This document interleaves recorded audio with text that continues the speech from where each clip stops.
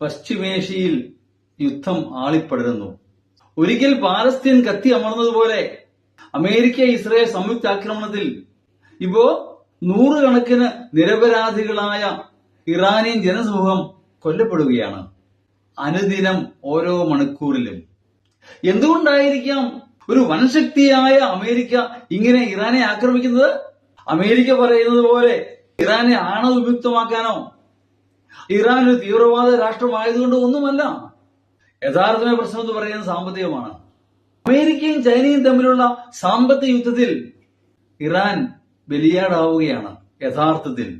Number 1, ഇറാന്റെ എണ്ണ ഉൽപാദനത്തിലെ 90% വാങ്ങുന്നത് ചൈനയാണ്.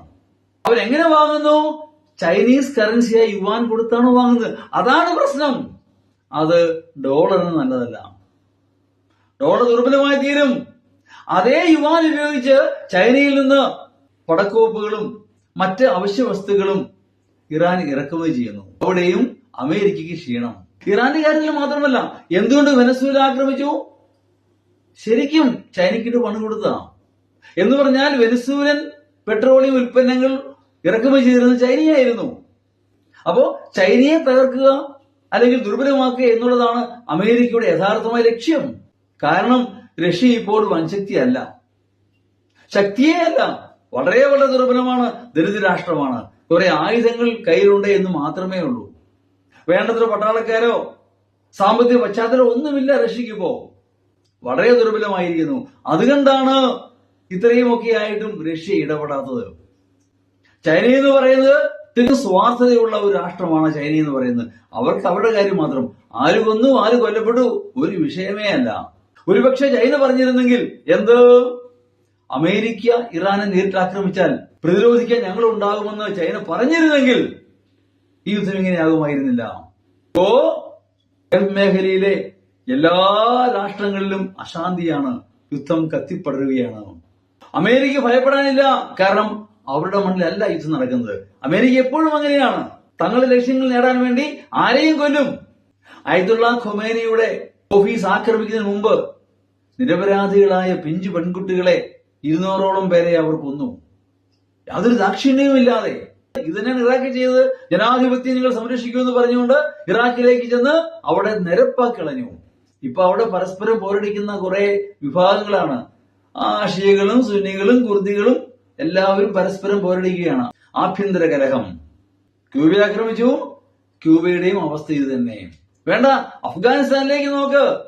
ആ ജനാധിപത്യം പേരും പറഞ്ഞ് അമേരിക്ക അവിടെ എത്തി. ഇപ്പോ ആരുടെ കയ്യിലാ? വെറും തീവ്രവാദികളാണ് അവര്. ആര്? താലിബാൻ എന്ന് പറയുന്നത് വെറും തീവ്ര സംഘടനയാണ്. യാതൊരു മനുഷ്യത്വമില്ലാത്തവരാണ്, യാതൊരു അവകാശവും വിട്ടുകൊടുക്കാത്തവരാണ്. പൂർണ്ണമായും താലിബാനാണ് ഇപ്പോ അഫ്ഗാനിസ്ഥാനെ ഭരിക്കുന്നത്. താലിബാനുള്ള യുദ്ധത്തില് അമേരിക്ക അമ്പയെ പരാജയപ്പെട്ടു. അപ്പോ ഇവരെവിടെയൊക്കെ പോയോ അവിടെയൊക്കെ നാശം വിധിക്കാറാണ് പതിവ്. അത് തന്നെ ഒരുപക്ഷെ ഇറാനിയൻ ഭരണകൂടം വീണാൽ ഇവിടെയും സംഭവിക്കും. അതെല്ലാവരെയും അയത്തുള്ള ഖൊമേനി എന്ന് പറയുന്ന ഒരു തീവ്രവാദിയോ ഒരു ഭീകരനൊന്നുമല്ല, ഒരു സമുദായത്തിന്റെ ഒരു സമൂഹത്തിന്റെ ആത്മീയ നേതാവാണ്. എല്ലാവരും ബഹുമാനിക്കുന്ന ആദരിക്കുന്ന ഒരു ആത്മീയ ആചാര്യൻ. അയാളെയൊക്കെ കൊന്നുകളയുക എന്ന് പറഞ്ഞാൽ എത്ര ക്രൂരമാണെന്ന് ആലോചിക്കണം. ലോക പോലീസല്ല, ലോക ക്രിമിനലാണ് അമേരിക്ക. ഇപ്പോ എന്ത് ചെയ്യാം? അമേരിക്ക എല്ലാ രാഷ്ട്രങ്ങളെയും തങ്ങളുടെ വരുതിയിൽ നിർത്തുന്നു, ഇന്ത്യ ഉൾപ്പെടെ. ഇന്ത്യ ഇറാനിൽ നിന്ന് എണ്ണ ഇറക്കുമതി ചെയ്തിരുന്നു, അമേരിക്ക കണ്ണുരുട്ടി, ഇന്ത്യ നിർത്തി. അതുകൊണ്ട് അടുത്ത കാലം വരെ റഷ്യയിൽ നിന്നാണ് എണ്ണ ഇറക്കുമതി ചെയ്തത് കുറഞ്ഞ വിലയ്ക്ക്.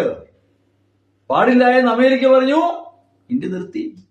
പാവം പ്രധാനമന്ത്രിയുടെ അവസ്ഥയെ, പപ്പറ്റ് പ്രൈം മിനിസ്റ്റർ അല്ലെ, അമേരിക്കയോട് ചെൽപ്പടിക്ക് നിൽക്കുന്ന വെറും ഒരു പാവ. പരിതപിക്കുകയല്ലേ, എന്ത് ചെയ്യാൻ? ഇതൊന്നും ആരും പറഞ്ഞിട്ട് കാര്യമില്ല. ഇതൊക്കെയാണ് അന്തർദേശീയ രംഗത്തെയും ഇന്ത്യയിലെയും പരിതാപകരമായ അവസ്ഥ. ഇതൊന്നും പറയേണ്ട ഒരു കാര്യമില്ല. ആരോട് പറയാൻ? Thank you.